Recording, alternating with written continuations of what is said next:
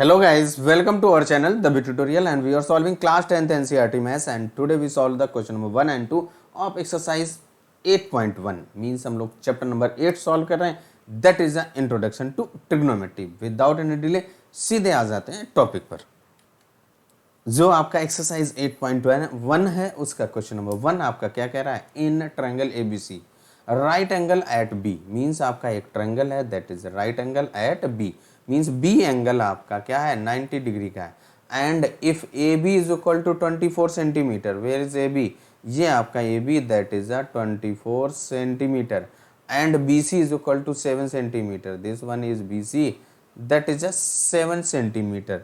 Determine sign ए cause ए, second part आपका क्या कह रहा है साइन सी कॉज सी। तो देखिए आपका जो ट्रिग्नोमेट्री का है वो क्या है, one angle and two sides के बिटवीन का रेशियो होता है that is a trigonometric ratios. वहाँ पे हम लोग sign A cause A ten A sec A cos A के जो भी पढ़ते हैं उन सभी 6 ट्रिग्नोमेट्रिक रेशियोज होते हैं, उनको हम लोग यहाँ पे पढ़ने वाले हैं। और यहाँ पे क्या है, जो टू साइड्स होंगी और आपका एक एंगल होगा उनके बिटवीन में रिलेशन होगा, तो उसको फाइंड करने के लिए आपके पास देखिए ट्रायंगल्स की जो टू साइड्स गिवन है उनकी हेल्प से जो आपने ऑलरेडी पाइथागोरस थ्योरम्स पढ़ रखा है उस पाइथागोरस थ्योरम्स का यूज करते हुए आप जो थर्ड साइड AC है दैट ये मिसिंग साइड है इसकी वैल्यू फाइंड कीजिए। फिर आप ट्रिग्नोमेट्रिक रेशियोज का जो फॉर्मूला आपने पढ़ रखा है उसको अप्लाई कर दीजिए। तो यहाँ पे क्या लिखेंगे, सबसे पहले in triangle ABC, in triangle ABC देखिए जो आपका एंगल B 90 डिग्री का है, 90 के जस्ट अपोजिट जो साइड होगी that is a hypotenuse, hypotenuse का square is equal to base का square and plus perpendicular square. तो यहाँ पे हाइपोटेनस AC आपको फाइंड करना है, तो AC का square is equal to AB square plus BC square होगा and value of AB is 24 then square of 24 plus BC that is 7 और उसका स्क्वायर। अब इसके बाद हमें क्या करना है, इसको ओनली सिंप्लीफाई कर देना है। तो AC का square, square of AC is equal to 24 का square 576 and plus square of 7 that is 49 then AC का square, AC square is equal to 625, इनको जब आप ऐड कीजिए तो आपका 625 आएगा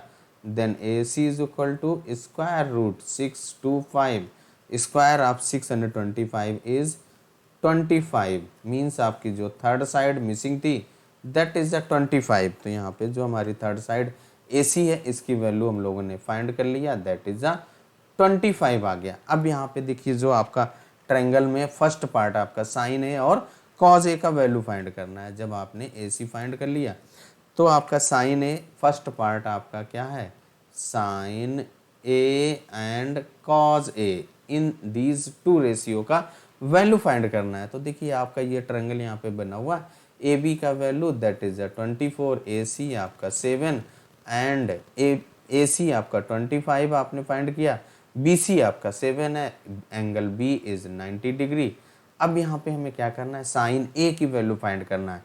देखिए आपका जो एंगल है, एंगल के अकॉर्डिंग जो एक्यूट एंगल है उस एंगल के अकॉर्डिंग आपका जो बेस एंड परपेंडिकुलर चेंज होता है।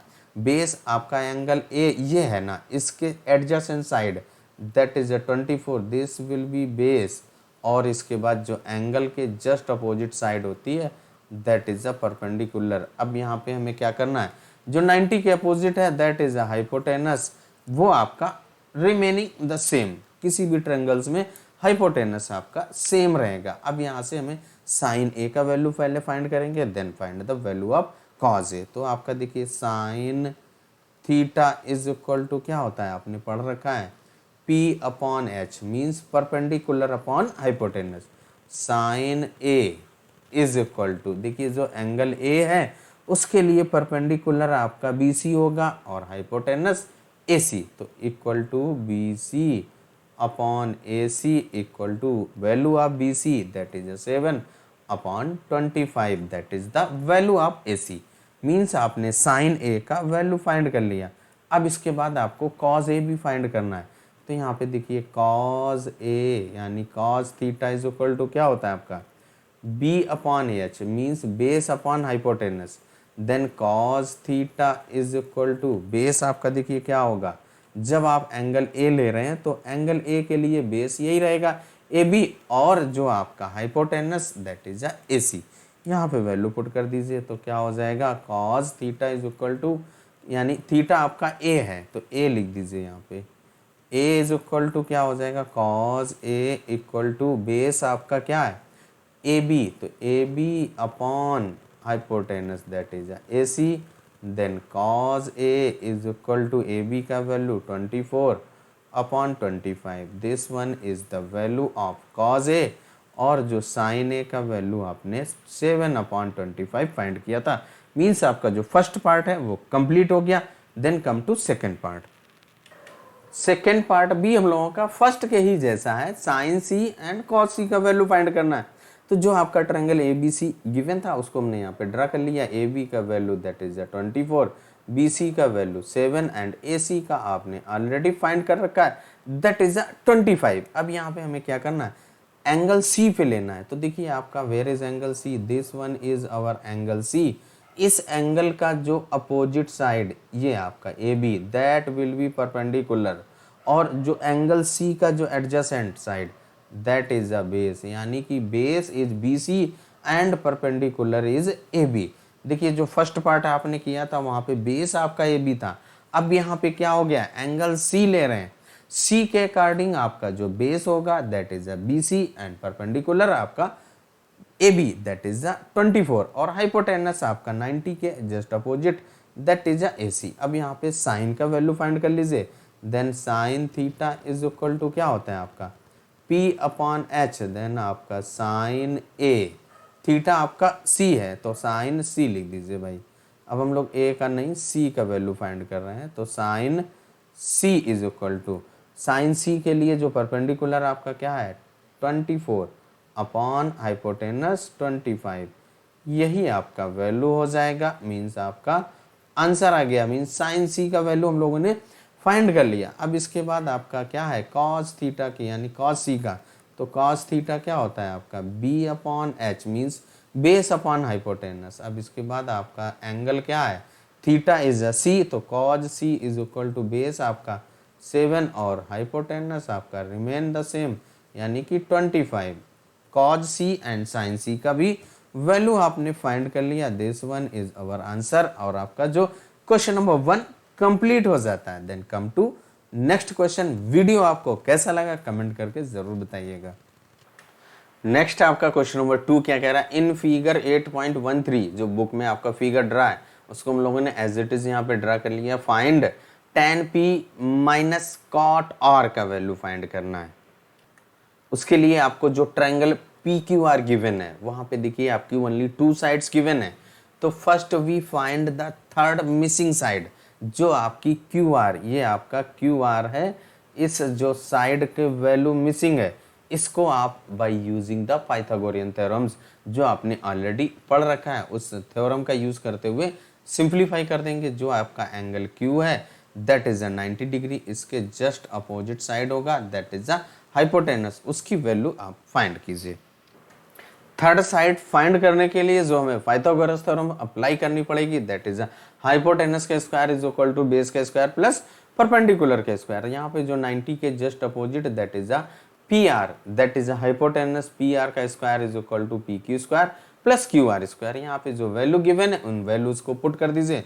PQ is 13 and square equal to PQ आपका क्या है 12 और उसका स्क्वायर प्लस QR आपको फाइंड करना है। यहाँ पे स्क्वायर कर दीजिए, square of 13 is 169 and square of 12 is 144 plus QR का स्क्वायर। यहाँ पे ये लीनियर इक्वेशन फॉर्म हो रहा है, इसको आपको सॉल्व कर देना है। तो क्या हो जाएगा देखिए आपका QR का स्क्वायर इज इक्वल टू आपका 169 माइनस 144। अब इसके बाद यहाँ से देखिए QR का स्क्वायर इज इक्वल टू, यहाँ से माइनस कीजिए तो आपका 25 आएगा। Then QR is equal to square root 25 and square of 25 is 5।